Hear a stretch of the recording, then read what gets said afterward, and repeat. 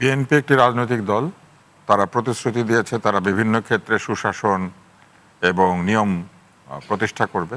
অতএব তারা স্বাভাবিকভাবেই তার নিজের লোক দিয়ে আপৎকালীন সময়ে সিটি কর্পোরেশন চালানোর চেষ্টা করবে। এটা কিন্তু অস্বাভাবিক কিছু না। অস্বাভাবিক হবে যদি 6 মাসের মধ্যে তারা নির্বাচন না দেয়, তাহলে বুঝতে হবে সেটা হওয়ার সম্ভাবনা কতটুকু। সেটা তো বিএনপি বলতে পারবে, এটা কিভাবে বলতে পারি, এটা তো বলা আমার পক্ষে সম্ভব না। কিন্তু নাগরিক হিসেবে আমি মনে করি যে 6 মাস যদি পার হয় এবং নির্বাচন না হয়, তাহলে বিএনপির উদ্দেশ্য নিয়ে প্রশ্ন উঠবে এবং সেই প্রশ্ন আমি উত্থাপন করব। এটা অন্য কারো উত্থাপন করার দরকার নেই। কেননা আইন ভঙ্গ করে কেন 6 মাসের বেশি নির্বাচন আটকে রাখবে একটি গণতান্ত্রিক সরকার? বরং নির্বাচিত মেয়র আমরা চাই। আমরা ভোট দিয়ে সংসদ সদস্য নির্বাচিত করেছি, আমরা ভোট দিয়ে আমাদের মেয়রও নির্বাচিত করব। আমাদের মেয়র আমাদের কথা শুনবে এবং আমরা আমাদের মেয়র হিসেবে এমন কাউকে বেছে নিতে চাই যে ঢাকা শহর বোঝে।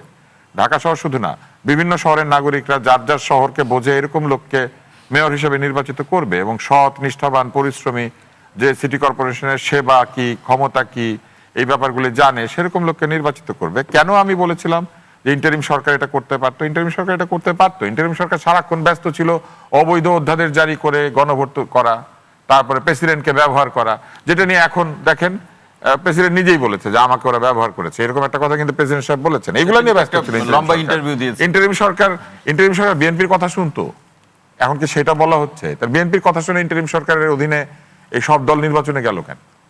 না যাওয়াই তো উচিত ছিল। ইন্টারিম সরকার তার মনের ইচ্ছা মতো চলেছে। তারা যেখানে যেভাবে দরকার সংবিধান লঙ্ঘন করেছে, আইন লঙ্ঘন করেছে, নিয়ম মানে নাই, বিধি মানে নাই, মনের ইচ্ছা মতো অনিবন্ধিত দলকে সাথে নিয়ে মিটিং করেছে, মিছিল করেছে, নিবন্ধনের দরকার মনে করে নাই, আবার কাউকে নিবন্ধন দিয়ে দিয়েছে কয়েকদিন অনশন করলে, আবার কাউকে বলেছে 500 দিন অনশন করলে হবে না, আবার আবার দিয়েও দিয়েছে। কেন দিয়েছে আমরা জানি না। ইন্টারিম সরকার তো আমার ধারণা যে আপনি যদি এটাকে জিপিএস ট্র্যাকিং করেন তাহলে দেখবেন যে সে হ্যাপাজেটলি ঘুরে বেড়াচ্ছে একটা লোক, ভ্যাগাবন্ড যেভাবে ঘুরে বেড়ায়। ইন্টারিম সরকার 18 মাস 19 মাস ঘুরে বেরিয়েছে। জনগণ, আপনি শোনেন, একটা যুক্তি এসেছে। যুক্তিটা কি? যে ইন্টারিম সরকার তো রাজনৈতিক দলের সাথে আলোচনা না করে সিদ্ধান্ত নিত না।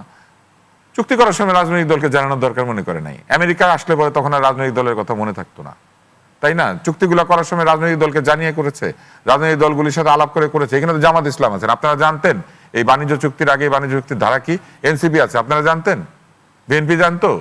এটা ইউনূস সাহেব এবং তার লোকজন ছাড়া কেউ জানতো না। এখনো জানি না আমরা, জনগণ কিন্তু এখনো জানে না কতটুকু জানবে এবং কতটুকু জানবে না। এইটাও ওনারা জনগণের পক্ষে এখানে নন ডিসক্লোজার সাইন করে এসেছেন। ইন্টারিম সরকারকে নিয়ে আলোচনা করতে গেলে আরেকটা লম্বা অনুষ্ঠান লাগবে। কিন্তু এই মেয়র সমস্যাটা কেন দাঁড়িয়েছে? ইন্টারিম সরকার এসেই প্রথমে কি করলো বলেন তো?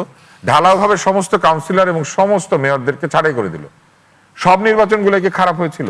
ওই নির্বাচনে বিএনপি সমর্থিত, অন্য দল সমর্থিত কোনো কাউন্সিলর ছিল না, জামাতের কোনো লোক ছিল না, কাউন্সিলর ছিল তো, ওদের কেন চাকরি গেল? না, আওয়ামী লীগের আমলে কোনো নির্বাচন ঠিক হয় নাই, যারা নির্বাচিত হয়েছে সব খারাপ, সব খারাপ। ভালো কথা, আপনি নির্বাচিত লোকজনকে আপনি বিদায় করে দিলেন, স্থানীয় সরকার বিদায় করে দিয়ে তারা প্রথমে স্থানীয় সরকারকে পঙ্গু বানিয়ে দিল। কোথাও নাগরিক সেবা নাই।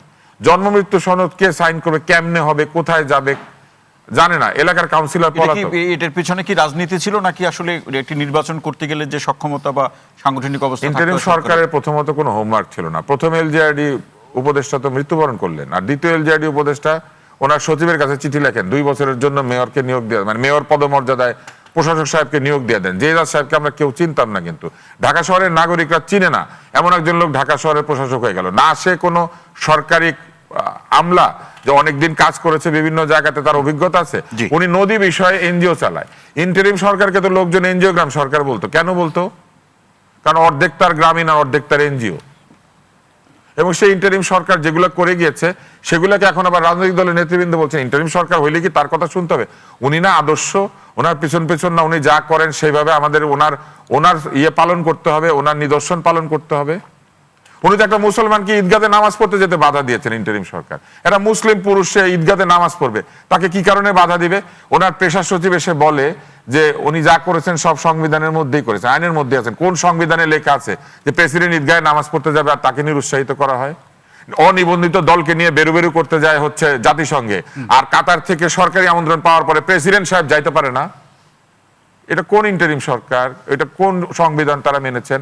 অর্ধেক সময় তাদের পক্ষের লোকেরা বলতেন এই সংবিধান নাকি ইউনূস সাহেবের মাথার মধ্যে আছে, আর অর্ধেক সময় দেখলাম নির্বাচন পর্যবেক্ষণ একটা সংস্থা পেয়েছে, তার লাইসেন্স পেয়েছে নির্বাচন কমিশন, ওটার নাম পাসা।